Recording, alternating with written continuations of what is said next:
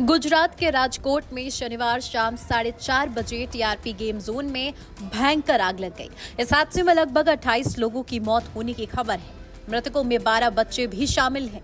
Fire brigade की 8 team में करीब 3 घंटे की मशक्कत के बाद आग पर काबू पा लिया। 25 से ज्यादा लोगों को रेस्क्यू भी किया गया। राहत कार्य रात भर जारी रहा। मृतकों की संख्या अब भी बढ़ने की आशंका है। इतना बड़ा हादसा कैसे हुआ, हम आपको बताते हैं। राजकोट क्राइम ब्रांच ने टीआरपी गेम जोन में लगा डीवीआर जब्त किया। सीसीटीवी में नजर आ रहा है कि वेल्डिंग के दौरान गिरी चिंगारी से देखते ही देखते आग फैल गई। 2020 में किराए की 2 एकड़ जमीन पर 3 मंजिला गेमिंग जोन बनाया गया। इसका स्ट्रक्चर लकड़ी और टीन शेड पर खड़ा था। कई जगह रिपेयरिंग और रिनोवेशन का काम भी चल रहा था। इसी दौरान एक जगह सीढ़ी पर वेल्डिंग के दौरान निकली चिंगारी से ब्लास्ट हुआ और आसपास आग लग गई। गेम जोन का डोम कपड़े और फाइबर से बना था। स्ट्रक्चर लकड़ी, टीन और थर्माकोल शीट से बनाया गया। फर्श पर भी रबड़, रेक्सीन और थर्माकोल लगाया गया। इसके अलावा गेम जोन में 2000 लीटर डीजल और 1500 लीटर पेट्रोल भी स्टोर किया गया। इसीलिए आग कुछ ही मिनटों में तेजी से फैल गई।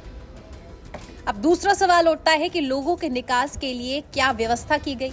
इस पर चश्मदीद के मुताबिक आग नीचे से ऊपर तक कुछ ही मिनटों में फैल गई। 3 मंजिला स्ट्रक्चर में नीचे से ऊपर जाने के लिए केवल एक सीढ़ी थी। दूसरी ओर तीसरी मंजिल के लोगों को भागने का मौका ही नहीं मिला। कलेक्टर आनंद पटेल ने बताया कि शव इतनी बुरी तरह से जल गए थे कि पहचान में नहीं आ रहे थे।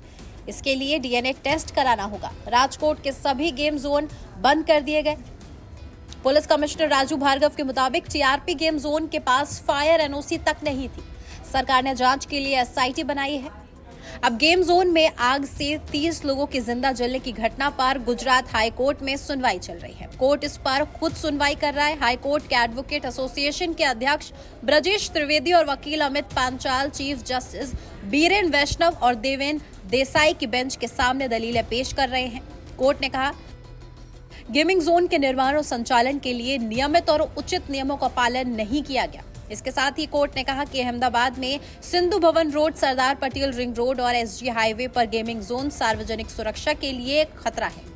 हाईकोर्ट ने अहमदाबाद, वडोदरा, सूरत और राजकोट नगर निगम से स्पष्टीकरण मांगा। नगर निगम को यह बताना होगा कि कानून के किस प्रावधान के तहत इस गेमिंग जोन को संचालित करने की अनुमति दी गई। हाईकोर्ट ने आदेश दिया कि नगर निगम ये जानकारी 1 दिन में मुहैया कराए।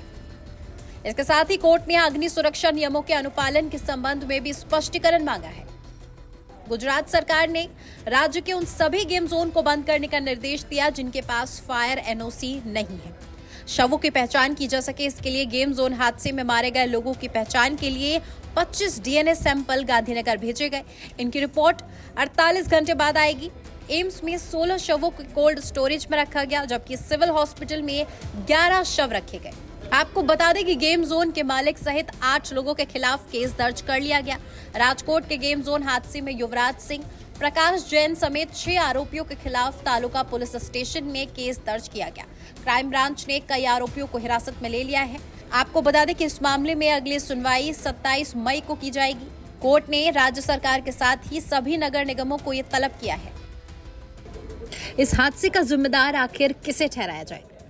गेम जोन के पास एनओसी नहीं थी, फिर भी क्यों प्रशासन ने इस गेम जोन को बंद करने के निर्देश क्यों नहीं दिए? गेम जोन जिस बिल्डिंग में बना था वो टीन फाइबर का बना था, जिसने तुरंत आग पकड़ ली। इसके साथ ही एग्जिट का सिर्फ एक ही रास्ता था। इमरजेंसी गेट और वेंटिलेशन नहीं होने के कारण लोगों ने अपनी जान गंवा दी। क्या गेम जोन के मैनेजर्स ने आग लगने की सूचना वहां के लोगों को दी? क्या इसकी अनाउंसमेंट फ्लोर पर कराई गई? स्टाफ ने गेमिंग जोन से लोगों की निकलने में मदद की? जब गेमिंग जोन में वेल्डिंग का काम चल रहा था तो आखिर इस गेमिंग जोन को क्यों खोला गया? गेम जोन के अंदर रेसिंग कार चलाने के लिए करीब 5000 पेट्रोल और डीजल था। आग के कारण अगर इस पेट्रोल डीजल ने आग पकड़ ली होती तो यह हादसा और भी भयंकर हो सकता था। आग लगते ही जान बचाकर मैनेजर्स, कर्मचारी तो भाग गए। लोगों को गाइड करने के लिए वहां पर कोई भी नहीं था। कोर्ट ने इस मामले में साफ साफ कहा है कि यह हादसा पूरी तरीके से मानव निर्मित आपदा है। सरकार की अथॉरिटीज ने आखिर क्यों इन गेमिंग जोन का मुआयना नहीं किया?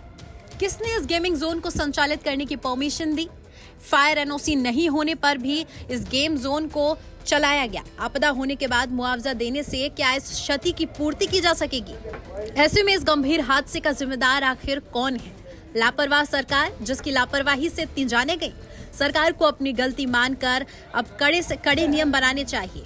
इसके साथ ही ये नियमों का पालन भी हो, ये भी सुनिश्चित करना चाहिए।